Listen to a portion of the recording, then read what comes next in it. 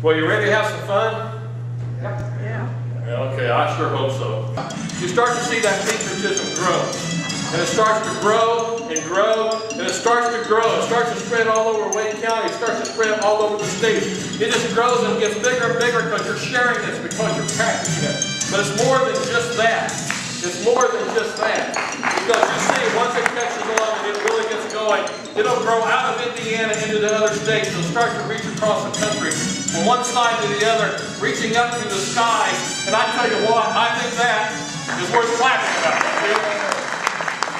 But have you ever wondered where they got their inspirations for what they wrote? No, I don't mean the words, like the Declaration of Independence written by Thomas Jefferson. But where did he and the other founding fathers get their inspiration for those principles that they put in that document? To find that, we have to go back to the mid-1700s. And about 20 or 30 years before the Revolution, in colonial communities, the center of the community was the church. If there was a social gathering or a wedding, it was held at the church. If there was a trial or judicial proceeding, at the church. If there was an election, it was held at the church. Legend has it that the first Monday night football game was played at the church. Well, maybe not the football game. But this firmly placed the clergy and the ministers at the center of the communities and the voice for the moral shaping and the building of the characters of the colonies. So 20 or 30 years later, when our founding fathers got together to write the Declaration of Independence, they drew upon the sermons they have heard in their background. And every principle, every phrase in that document, the Declaration of Independence, can be tracked back to a Black Robe Regiment sermon. Well, this fact wasn't lost on the British Army. They knew they could come to the Americas and they could win battles. But they knew to win the war that they had to capture, kill, and destroy the churches. And since all those preachers at this time wore black robes when they preached, the British soldiers gave them the name, the Black Robe Regiment. Before I tell you about our flag, I need to tell you a quick story about another country, the oldest country in the world, and how they got their flag. This is known as the King's Colors. It came to the New World first with the first permanent settlement, named after the King, Jamestown. Well, about 100 years later, there's a queen on the throne now, Queen Anne. And she doesn't want to fly the king's colors. She's the queen. So she takes the king's colors and she crams them up into the corner of her flag, her red ensign. And it's the Queen Anne flag. Later on, it's known as the British Red Ensign. But it's the Queen Anne flag. Now, this is a very important flag, because this is the flag England flew during the Revolution. George Washington, the colonists, fought against this flag. It also plays an important role in the development of our flag. So you're going to see this again later. Remember it. That's right, there will be a test. This political cartoon sewn onto a banner quickly became the rallying banner that went on up through the colonies for a lot of years. Now, Dr. Franklin used the timber rattlesnake to represent the colonial spirit for three reasons. The first one was that the rattlesnake has no eyelids. His eyes are always open, he's constantly vigilant. The second reason is that a rattlesnake will never start a fight. He always gives a warning, that rattle, shh. He's saying, stay away, look out, don't tread on me. Do you ever wonder where that phrase came from? The timber rattlesnake, don't tread on me, shh. But once engaged, the rattlesnake will never quit. He will fight to his death. We are now, since the king is ignoring us, we are now forming secret societies, secret clubs, secret organizations. We are stealing guns and ammunition at every opportunity. The rumblings for our rebellion are growing stronger. And there's rumors everywhere that we are training a secret army in the woods. And now these organizations are starting to get names. You have the Minutemen, the Militia, the Sons of Liberty, the Beach Boys. Okay, maybe not, but at least I know you're still awake. Well, Captain Parker knows what to do. He puts out the alarm, and quickly 170 men colonists gather on the green in Lexington to wait for the British. Now, these guys were no soldiers. I know they were no soldiers because I was there. I looked these men in their eye. These men were scared to death. But they were standing strong for their principles and their belief. The flag that they fought under in Lexington that day was the Bedford flag. It's the flag of the Bedford Minutemen in nearby town. And that's what they decided to do. So they go off, and Washington's sitting here with another problem. You can train all the men you want to train, but if you don't have guns and ammunition to fight a war, I'm sorry, but you're screwed. So he's wondering what to do, and he learns a secret. Washington learns that the king and the British Army have a huge catch of cannons, guns, ammunition, hidden in caves off the coast of the Bahamas. And they're not that heavily guarded because we can't get there. We have no ships. They have the east coast completely blockaded. So Washington's thinking, but he needs to build some ships, and he needs to build them fast. Where does he get the funds to do that? And all of a sudden, he remembers one minor little detail. George married one of the wealthiest women in the colonies. If he could just convince Martha to loan him her American Express card. Well, in some form or another, she must have. Because George built 6 ships in secret, manned them with volunteer crews, and they would set sail, known as the Washington's Cruisers. And they would set sail under the pine tree flag with Washington's appeal to the heavens for safety and victory. But who were these guys? Gadsden's men from South Carolina. If you follow them through a little more history, you will see that they become a landing party to be reckoned with. And they earn the name the Seagoing Soldiers. And if you follow them farther through our history, they eventually become our United States Marines.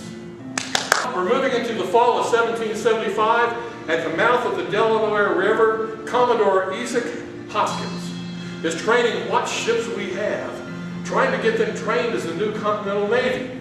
He issues his first set of fleet signals. The signal he issues to engage the enemy is a striped red and white ensign, or jack flag.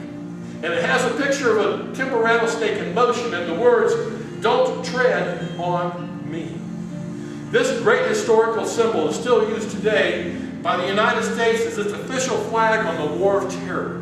And in 1977, the Secretary of the Navy signed a decree that the eldest ship in the active Navy fleet would always fly the first Navy Jack. Today that honor goes to the USS Nimitz. We move up to early 1776, and I mean really early, up in Cambridge, Massachusetts. And Washington is arriving to take command of the Continental Army. There's more than 1,000 men there. More than 1,000 men waiting for him to show up. And when he gets there, there's a strange flag flying over the men that nobody has ever seen before. It's called the Grand Union Flag. But nobody's ever quite seen one like this. Where did this come from? Well, you remember a little earlier we talked about the Queen Anne flag, and I said we'd come back and revisit it? Remember the Queen Anne flag? This is what Washington's going to war against.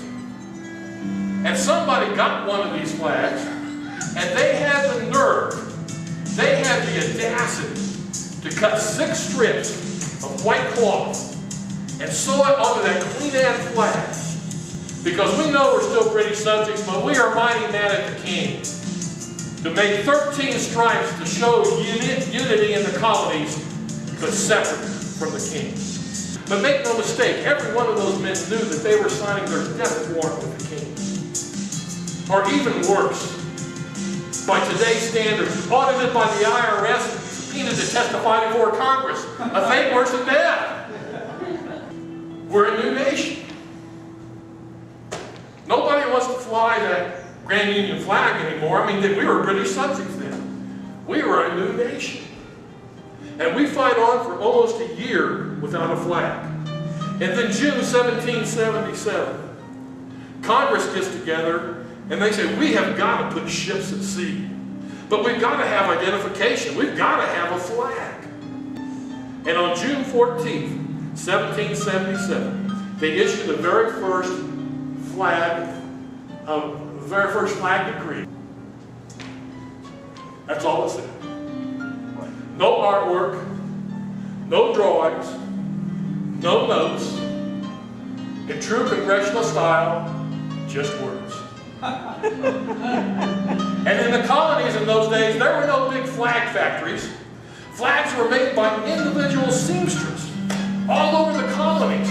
Every town, every burg had their own seamstress. Every regiment had their own seamstress. Every ship had their own seamstress. Hundreds of seamstresses across our country start to make the flag. Remember the game you used to play as a kid? You get 10 or 20 people in a circle and you whisper something in the first person's ear and they repeat it around the end that sounds nothing like where you started. That's what happened here. Congress issues the order, make the new flag of the United States. Hundreds of seamstresses are making the flag. And they're all different. There are no two flags alike.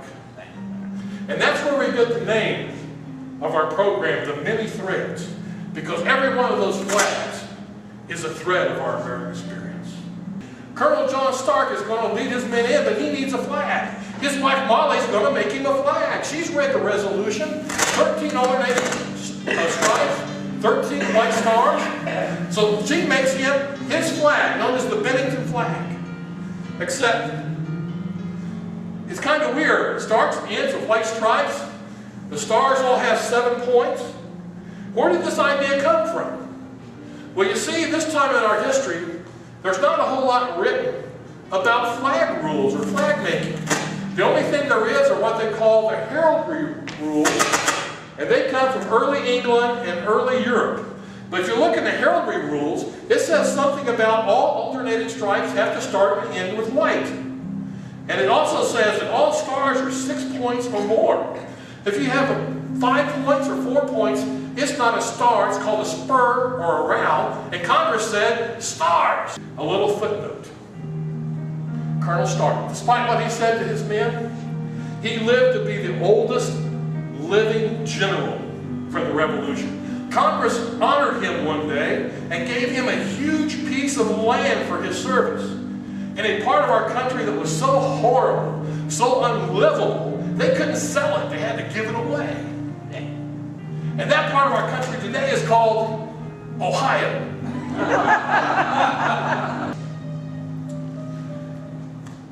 The French are sitting there, they're going, whoa, whoa. They captured General Burgoyne. Wow, maybe these crazy Americans can win their little revolution.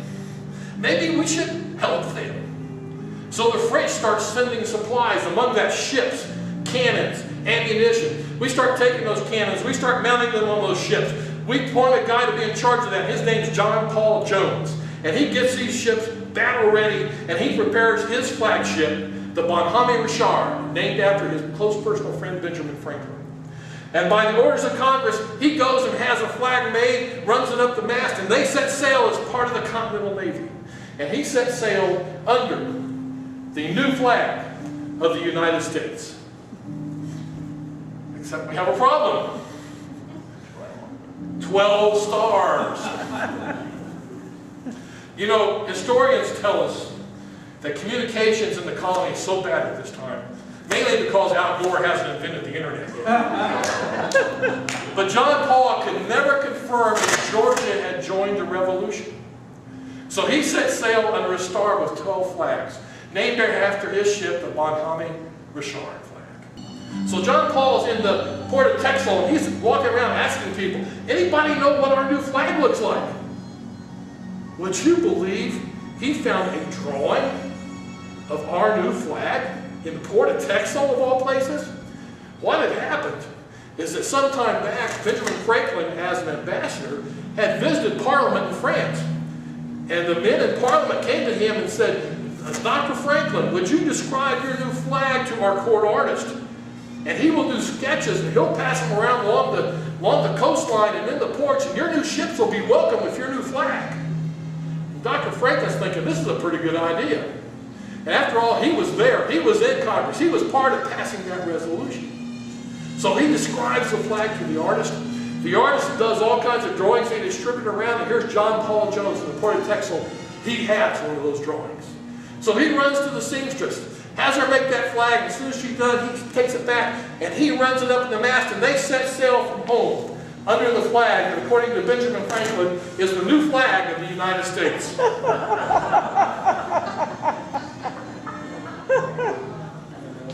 Historians tell us that this may be the first documented evidence of a congressman falling asleep during the passing of a resolution.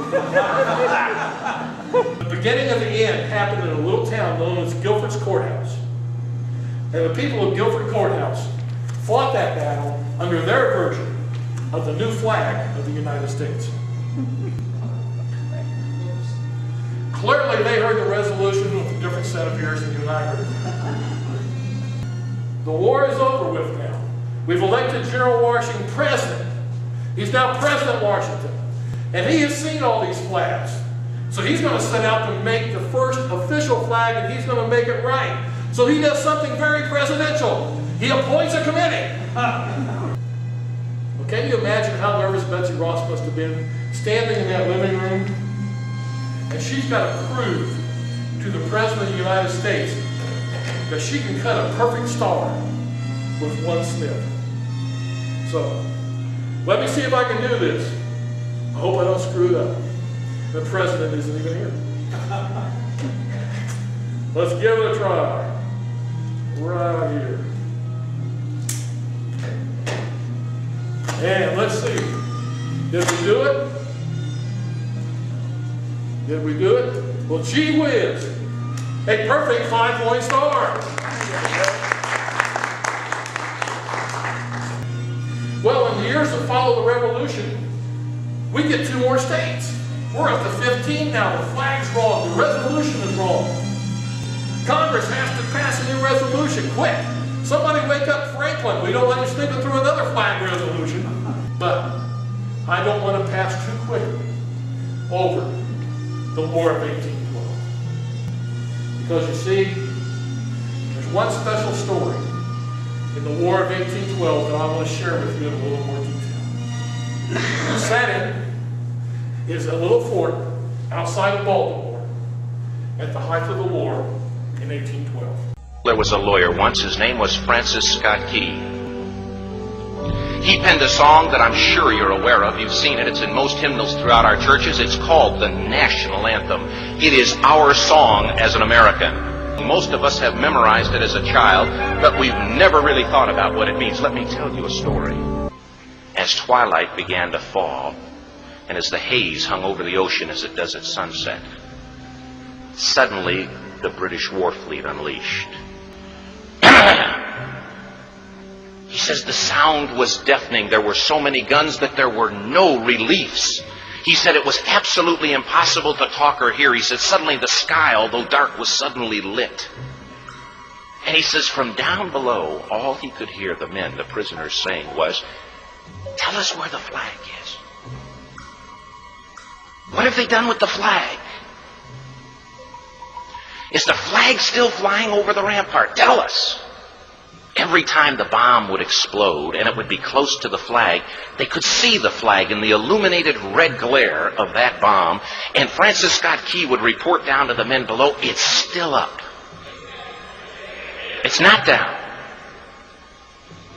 Sunrise came. He said there was a heavy mist hanging over the land, but the rampart was tall enough. There stood the flag, completely nondescript, in shreds. The flagpole itself was at a crazy angle, but the flag was still at the top. Francis Scott Key went aboard and immediately went into Fort Henry to see what had happened.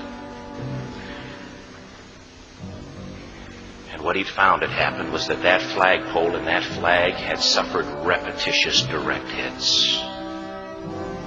And when hit had fallen, but men, fathers, who knew what it meant for that flag to be on the ground,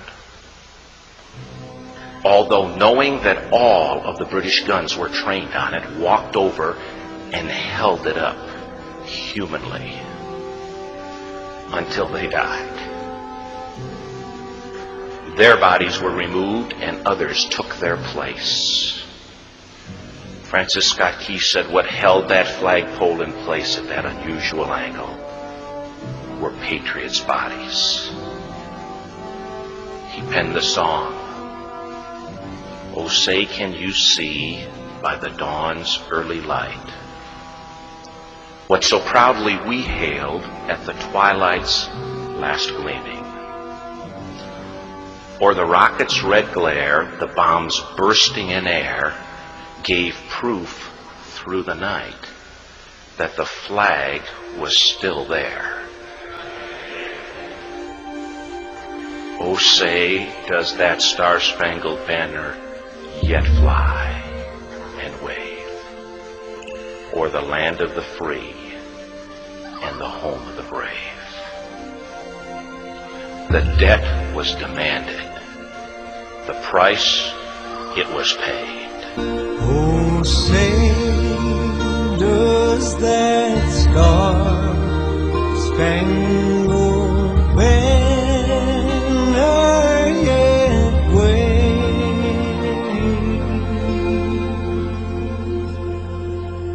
o'er the land of the free and the home of the brave?